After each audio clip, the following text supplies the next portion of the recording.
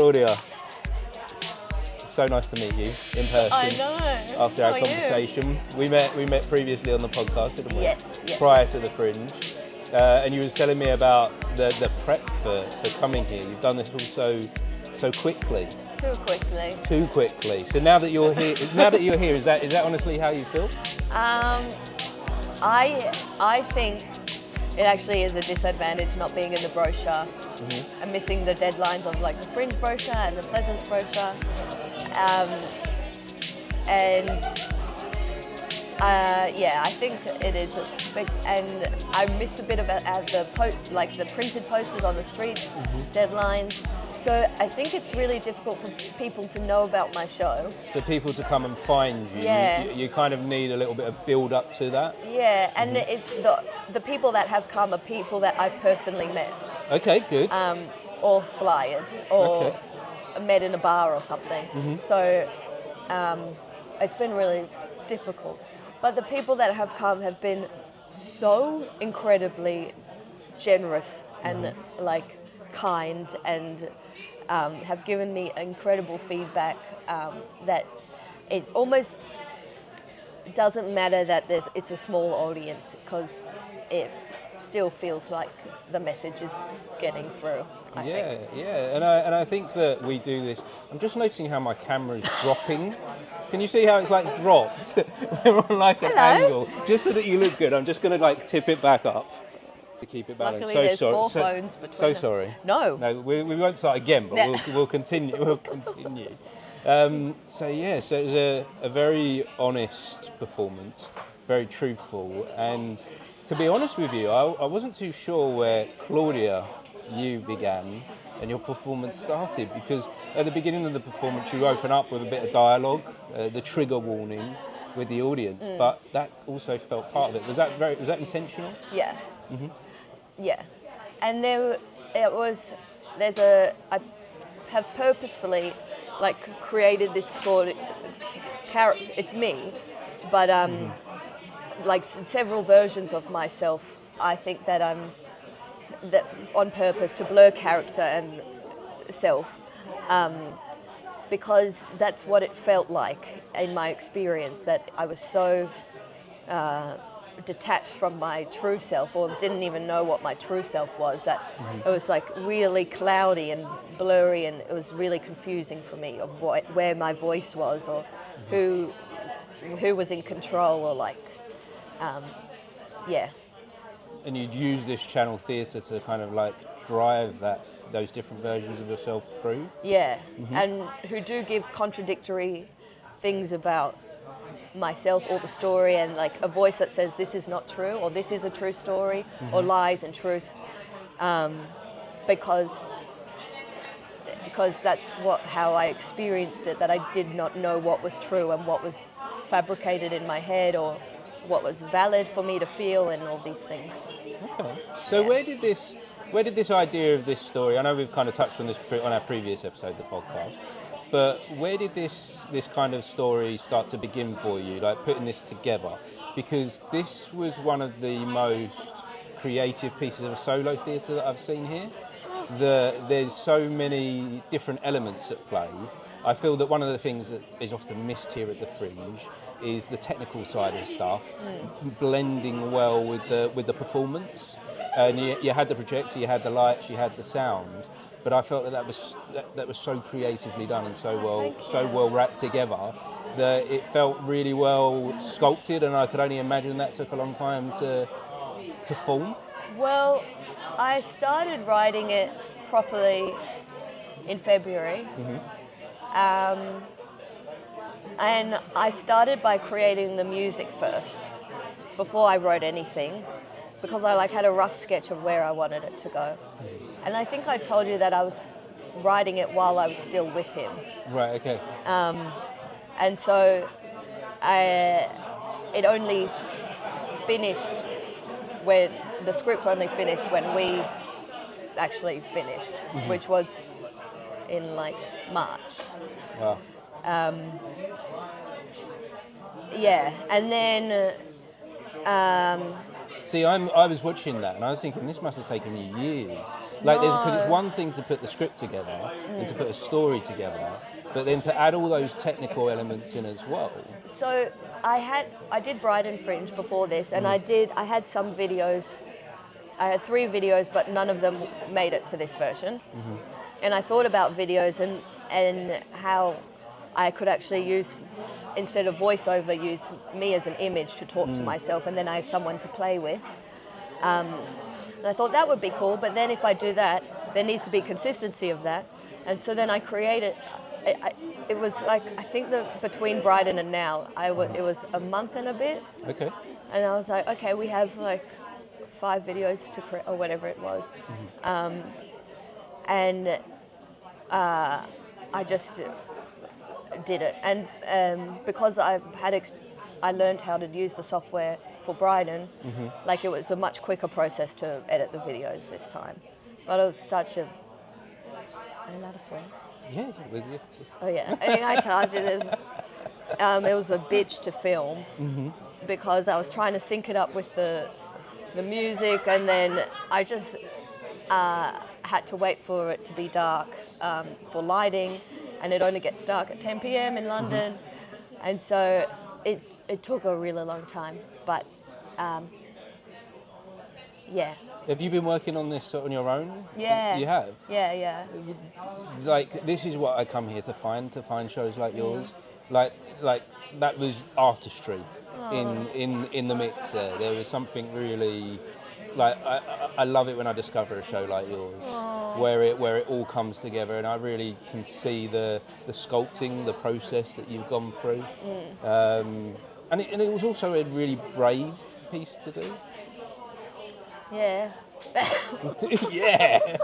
Like, yeah. Yeah, it was. Yeah, it was. Yeah, Yeah. like take that win. Yeah. But then also, since Brighton, I thought the actual process of writing this was also interesting. And that's why I added like layers in of me editing the filming, or me taking off after filming, turning the camera off, and all of this stuff, and footage from rehearsals, because that process was like a whole nother... It wasn't as easy as just like ending it and then it was fine, and I could write about it and I was fine. Like, it was still... I think the process of rehearsal was so ironic again. Yeah. And dramaturgically interesting, I thought. And that's why I included it.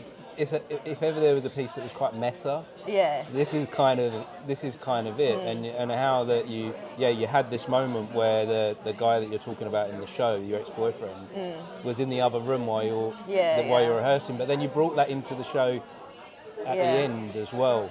Yeah. That's a real video. It's all, yeah. Hannah, so what do you think that's done to the piece, having a moment like that? I think it adds another layer of authenticity, and I think that's,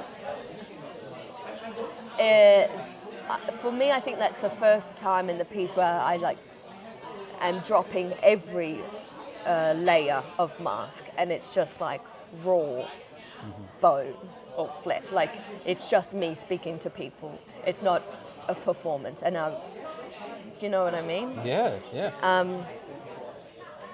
And it's not like flowery language, or I'm not trying to write it in a nice... It's just something I wanted to say. So I think it adds an extra layer of vulnerability to it, I think. And what I enjoyed about your performance as well was those... I didn't feel like I was watching an actor. I didn't feel like I was watching a performer. It felt those moments where you had maybe like a little twitch in your dialogue, or a little or a stutter. That felt so natural. Because that's how I speak in real life. Right. Okay. So and you're playing like you say, a version of yourself. Yeah. And so is that how you was able to like give that honesty and give that truth? Yeah. Because I also wrote it for me to speak, and I know how I speak and my speech pattern, and it is very staccato the way I speak. And sometimes I do blank and can't find the words, and which was also part of the experience where I just couldn't. It made it, whatever this stuttering thing is, made it way worse, because I just like lost all confidence in the ability to speak and stuff. And so, yeah, I wrote it for my voice. Yeah. And I think that's so important. I think that's why it works. I'll be honest with you, I hate watching actors. I hate watching an actor act. Yeah. Like, that's wrong. I don't hate watching actors. I hate watching actors act and perform. And I didn't feel like, when I watched you, I felt like I watched you. I feel like I heard your voice. Oh, that's the goal. That's the goal. And I think for you, one of the biggest things that I want is I want there to be an audience in there. Me too. And you know, before we press record on here, we talked about the I thought we haven't been recording this. I thought before we press record, let's keep. But yeah, we talked about how like the you know, the audience, you can still do the thing without an audience. Yeah. You know, you had 10 to 20 people in there today. Was it no? Was it not? I reckon. Like I wasn't counting. I reckon like 7. There's 7. Okay. But I was very happy. and you had a standing ovation as well. Oh, yeah. You know. And those men, I don't know if I'm allowed to say this, but... we won't name them. those men. Okay, I flied to them earlier. Okay. And I was like, I flirted with them. Okay. And I was like, I fall in love with vacuum. And they're like, oh. And I was like, maybe we fall in love if you come see the show. They're like, ah. And I was like, ah. And then I saw them at the door and I was like, fuck, I hope you... That you realise I was just trying to sell you a ticket. I was like, I really hope you enjoy it. It's probably not what you're expecting at all. And then he gave me a standing ovation. Yeah, no, they clearly loved the piece. It was so sweet. Yeah. But I think we have to do a little bit of that here. We have to do like the connecting with people, and we have to, you know, if we want people to see our work, we have to sell it a bit, and that's hard because I don't think as creatives we necessarily are salespeople. I'm so bad at it, especially with... You've just described how you're so good at it. No, I'm really surprised that one works. But usually it's me being like... Because if you hear solo show, autobiographical, you're like, what's new? I've seen 10 solo shows. Yes, And I'm like, but... and then I was like, but don't come if you don't want to. Like, and they're like, okay. And then I was like, but still, if you want to... And then I'm just so bad at it. I don't think you are. I think you found the key. I think you found the answer. Flirt. I think you should go. I think for the rest of the day you should just go around. Just men. Just go around here. They're not my target audience, but yeah, but they loved it. Maybe they are my target. Maybe they are the target audience. Yeah. Like, okay, so the target audience. Who do you, when you were putting this together, who did you imagine this would connect with? I thought it was people in their 20s that have experienced relationships, or 30s, or 40, whatever, or like. I thought it was. My target wasn't really cis men. But maybe it's the men that need to hear it. Yeah. You know, like your story is about, you know, it's about you, but there is a man in the story as well. And maybe men need to hear that perspective. Yeah. But then I also hate the question, who's your target audience? Because it's like, and everyone goes, and you can't say everyone. No, cool. And I say, okay, well, not children. But like, I think maybe anyone can get something. I don't know. Do you know? Yeah, no, I think you're right. Like there is a perspective in there for anyone to take. And I think when we're like creating these things, it's too hard to know what people want. Yeah. Or what people need. Yeah. But yeah, I think you've discovered something today, to be honest. I think you've discovered that there are men out there that will appreciate this piece. I know. And appreciate you flirting with them as well, and they will buy a ticket for that. And they looked like the guys that were here just for a comedy show or something. Like, I don't think they were in for the ride that that maybe my... But that's what this festival is so good for, is that, a lot of people do come here for the stand-up, for the comedy. Yeah. But if there's an opportunity for them to see something different as well, I think people will take it. Okay, keep flirting. Yeah, do the flirting. You're obviously good at it. And you know, the big companies do, don't they, as well? Like they say, sex sells. Yeah, and, sex sells. That's why I fly in my gym gear. That's all you need to do. Just go out Sell there your body. in your gym gear and just say buy a ticket.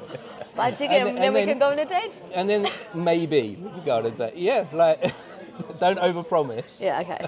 I think there's something in that. Maybe it's not the. Yeah. Yeah. Yeah. But So are you enjoying it here though at the Fringe? Are you taking something from it? it's so as before the show and like flying before the show is really difficult and emotionally quite difficult because some people I can't go on stage with the last person I fly to be like, no, I just can't. So I have to find someone who's kind and then be like, okay, I can leave on that note. And it's really, sorry, I spat. And then the show is quite taxing. And it was getting me, audience numbers were kind of breaking my heart for a while. But I'm just enjoying performing and like the feedback that I've gotten from people so much that it's not bothering me as much. I just don't want an empty audience. That's all And if you do, like I told you before, that I went to a show where I was one person. Treat it as a rehearsal time. Yeah. Treat it as a time to just go over the bridge. Yeah, Not that you need it. Yeah. But I think all performers do need to just have a moment to practice and be by themselves. Yeah. And I think that's one of the things that you can learn when you're in an environment like this. Yeah. But otherwise, it's so fun. Yeah, and it does yeah. feel there is a vibe that you can pick up on when the audience is there. Yeah. Whenever I'm talking about the audience, I always think of a book that I read that was like a huge turning point for me in all my creative stuff that I do. It's called The Creative Act, and in there, like the first chapter is the audience comes last. Really? Like the audience comes last. So whatever it is that you're trying to create, it's not about them. Because the audience, they don't, like we were saying before, they don't know what they want. Yeah. They don't know what they need until you show it to them. Yeah. And if you think of the biggest artists in the world, the ones that have really made a difference here, it's the ones that didn't consider that. It's the ones that just did their thing. You're doing your thing, what you're meant to be doing. And maybe people don't come today, but they'll come tomorrow if you keep doing it. So they will. They will. If you keep doing it, the word will spread. People will talk. I will talk. We're talking now. Those guys that came and saw it, that stood up for you at the end, they'll go and tell their mates. And it just, one by one, it spreads. It has a ripple effect. Yeah. And so, the audience comes last. Okay. I always take that with what I'm doing, doing here. Because I was worried about it being self-indulgent and being like, this is really teetering. I really was afraid of it being like, this is my catharsis. But then if you focus too much on that, then it doesn't translate and it doesn't communicate, and then the message doesn't get through if it's, So, but that was my fear, that it was... Oh, that was the horrible tissue chat, doesn't it?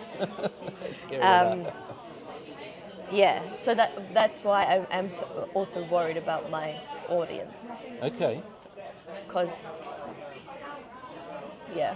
There was nothing, out of all the pieces of theatre that I've seen, there was nothing self-indulgent about your piece that felt like it was you just wanting to have a bitch, you just wanting to have a moan. And I can see how you can think that. But I've seen self-indulgent theatre, and that wasn't it. Your theatre was creative. Your theatre was storytelling. Your theatre was emotional, and it was layered as well. So I think you can. Okay. I think you can put that to bed. You don't. I don't think you need to look at that anymore. Cool. I think as artists, like, we all have an ego, don't we? We all have something that we want to try and do. Yeah. And we've obviously got those voices in our head as well. There's something else I wanted to talk to you about as well, because I know it's your piece. and you tell your story. You talked a little bit about God in there as well. Yeah.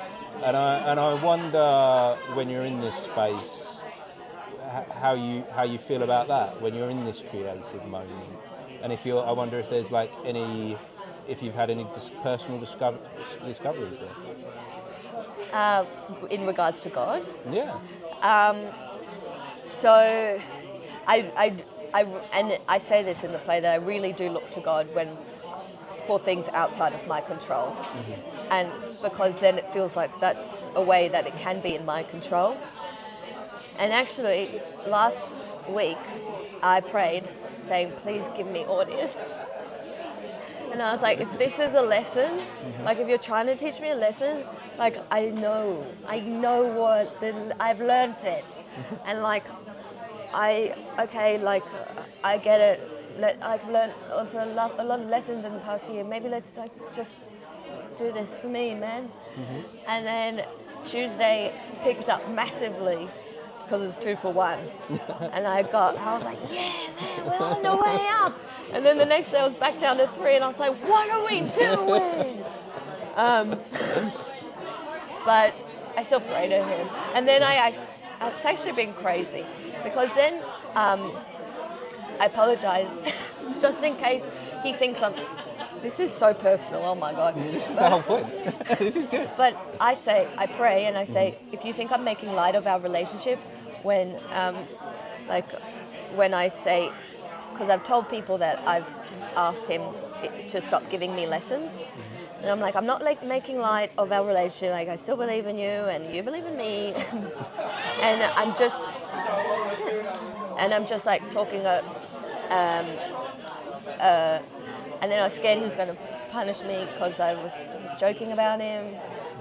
Is this weird? No. I think I feel like these are questions that I have, and I feel like the more that we don't just keep it to ourselves, that we talk about it with each other. Maybe we can try and find some answers. Yeah. Like, no, it's not weird. Like, it's completely normal. I think it's more weird that we don't discuss it. That we don't share it. I also think it's a part of OCD there is this thing in OCD, it's like, if I don't touch this couch, then someone across the world will die, or something like that. And maybe it's not OCD and it's just me, but it does feel like if I do something, he won't give me what I want, and then it's like really transactional. So it's quite stressful, because I do feel like God is watching. I know nothing about God, so I'm just trying to like So like I'm not like I want to make sure that when I talk with you and we're talking about this, that I'm not trying to like be preachy in any way. No, I also don't mean to be preachy. Yeah, no, I don't. I'm just here. I'm just trying to discover. Yeah. And being curious, and I only bring it up because you brought it up at the beginning of the show. Now I do believe that there is something else going on, other than the dimensions that we see here.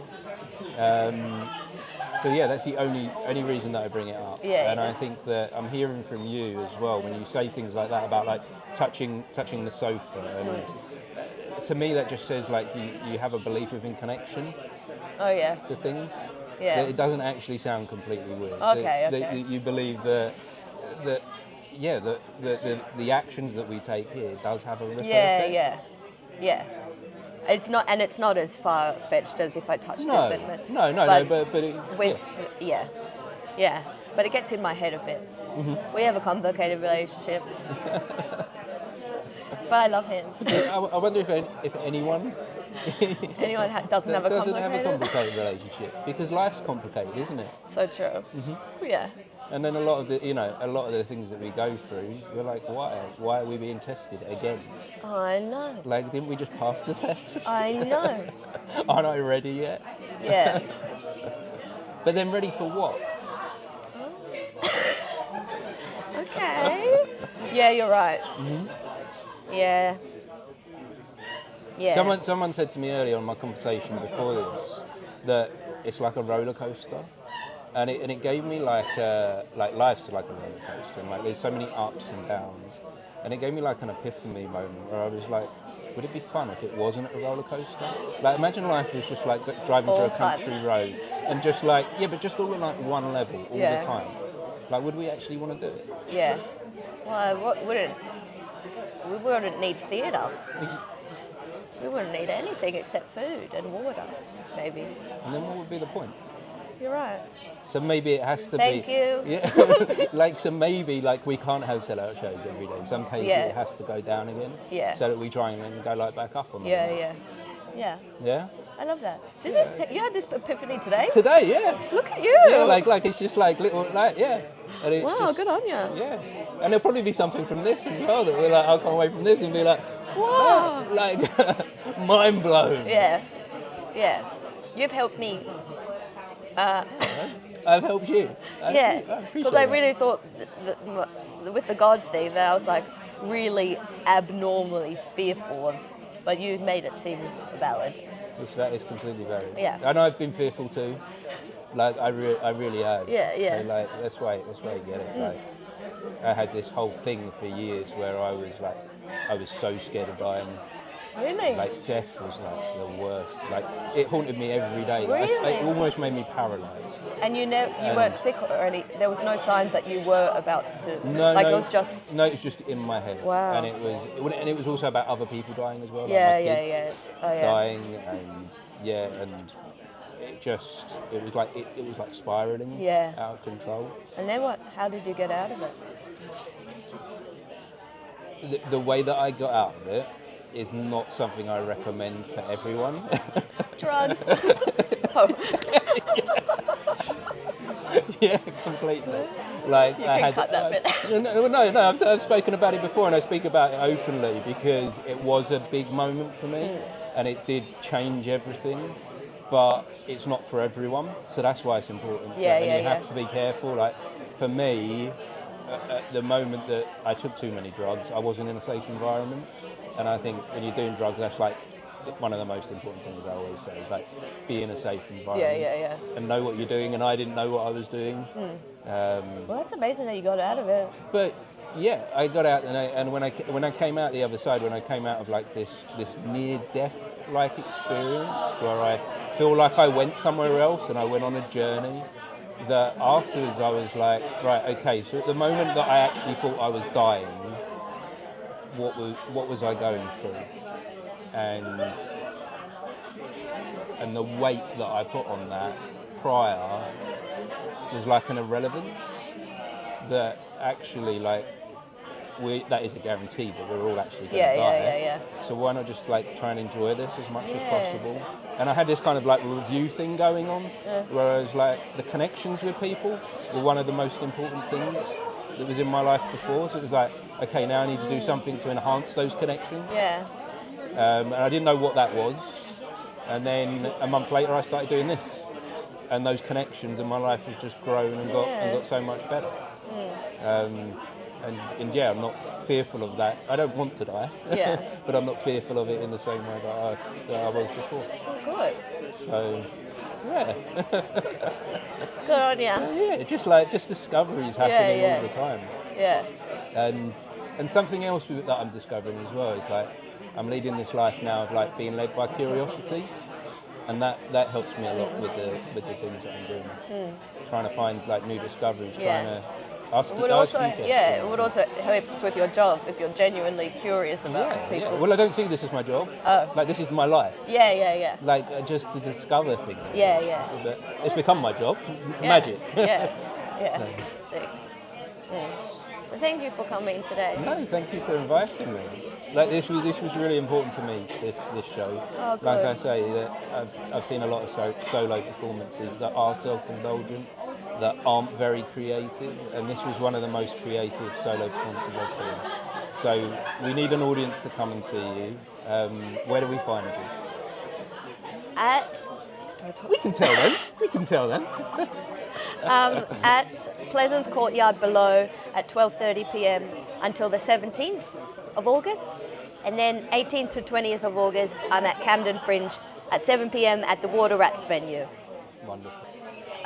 What are your hopes for there then, as you're I jumping want to into tour that it. Mm-hmm. Or I don't even know how to go about that, or just do it for people. Just show people. Yeah. You just want people to see it. Yeah. Which is completely fair. Yeah. And people should see it. Well, thing. Yeah, Yeah. I think this will inspire some others as well, and it's like I say, it's a good opportunity to see another perspective. Yeah. Yeah. Well, thank you so much for sharing. I really Thank appreciate you. it. And sorry if I was so intense and said something I overshared. I don't believe you can overshare. Okay. Like, no. This is no. Like, I'm going to think about this for the rest of the night. I can't believe I said that about God. Oy, oy, oy. No, it was wonderful. I really good. do appreciate it. Thank you for sharing the things you did with me. Yeah, I should, like you could say my No, share. I loved it. I loved it. Yeah, it's good. It's good to share. It's good to share. It's good to share, and maybe someone else, if you was watching or listening, You can share. yeah, you can share. us. And I appreciate you for joining us for this conversation. Thank you. Thanks again, Claudia. Thank you.